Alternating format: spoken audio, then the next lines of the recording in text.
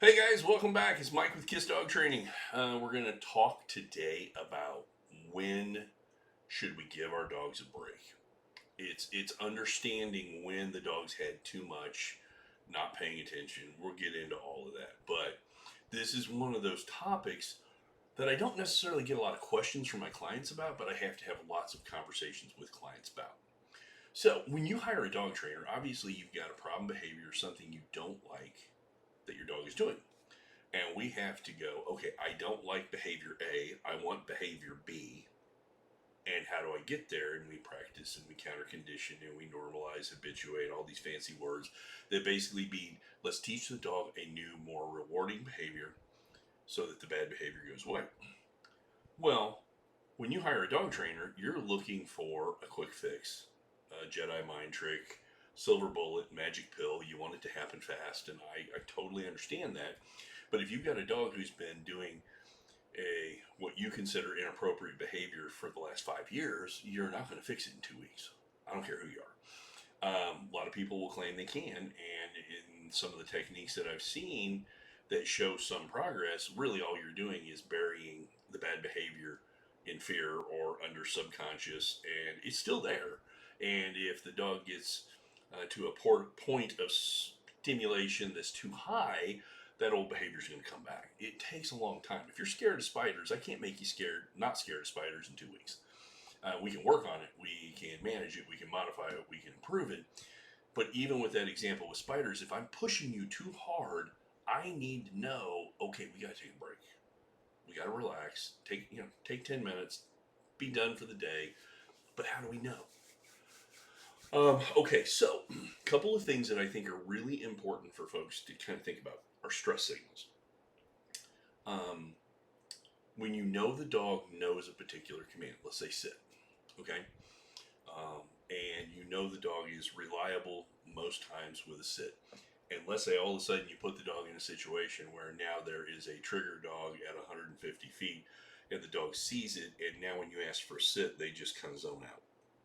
It's a good sign that they're overstimulated and past their threshold and not listening. Now, a lot of people will say that's a stubborn dog. That is a dog who is being dominant, alpha, whatever you want to say, when really, you down to brass tacks, it's just a dog who is distracted to a point where they're not paying attention. And that means that we're pushing them a little too far. We might need to add a little bit more distance. We might need to make the reward a little bit better. But the idea is we have to look for those things. So, number one would be if I know the dog knows a command and the dog can't handle a command, this might be a time where we might need to take a break or revisit what we're doing. What about a yawn? Okay, a lot of people discount this one too. That is a stress signal in dogs. If your dog starts yawning a lot while you're working, you're pushing them past what they can handle, make it easier, take a couple of steps back. One of my favorite things to tell people is there's two approaches to dog training. It is the entire 2 steps forward, 3 steps back approach, and there is the 3 steps forward, 2 steps back approach. And while if you have to really pay attention to what I just said, in one case, you're never making any progress and you're just stuck in a rut. The other one, you are making tiny little pieces of improvement over a longer haul. And, I tell my clients this all the time, a lot of these behaviors, it's going to be a marathon, not a sprint. So yawns would be another one that I would look at. Um, if you're doing work with rewards or food, the other is if you've got a food motivated dog that likes food normally, and all of a sudden you're trying to give the dog a reward or redirect or distract with food, and the dog is just not having it and completely ignoring the food, dogs just don't give up food as a reward if they're used to it unless you've pushed them over threshold. Okay? Now, let's talk about this maybe from a little different angle.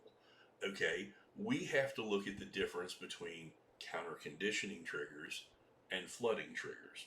And I'm going to go back to the spider example, okay? If you are terrified of spiders, and my solution is to lock you in a room with 737,000 spiders and say, I'm going to tape you to the chair and you're just going to get used to it. And trust me, over a period of time, you're going to get over your fear of spiders. That would be flooding a person. And usually that makes the fear worse. It doesn't make it better. In fact, in some severe cases, post traumatic stress happens, and stuff that will hang with the dog or the person for years. Counter conditioning, I'm going to put you in the presence of a trigger, but at a distance you can handle, and then slowly but surely move in. And when you start to kind of get overstimulated, I'll back away and I'll work on it, and we'll move in and we'll move out. But it's my job to find the barrier and boundary. So, like with a dog who's reactive to another dog, I'll have owners tell me this dog tries to eat every dog it meets on leash, and it doesn't matter how far away you are. But it's funny, the first time I bring out one of my dogs who happens to be in good practice of just ignoring other dogs, I can get about 3 driveways away, maybe 4. And now the owner can go, hey, leave it. And the dog turns around, looks at him, and we can reward. And we can tell the dog, hey, if you make the right choice, I'm going to reward you. Here's the cool part, not to get all psychobabble, but when you look at it, this technique I'm talking about is kind of both classical conditioning and operant conditioning together. It may start as an operant condition, okay, where if you do it right, you get a cookie. If you don't do it right, you don't get a cookie. It's basic learning.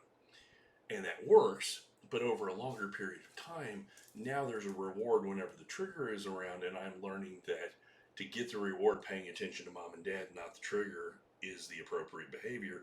And then all of a sudden the trigger loses its mojo against me, or however you want to say it. It's not as scary. It's become boring. It's normalized. It's become, you know, less, rub the shine off of it, okay?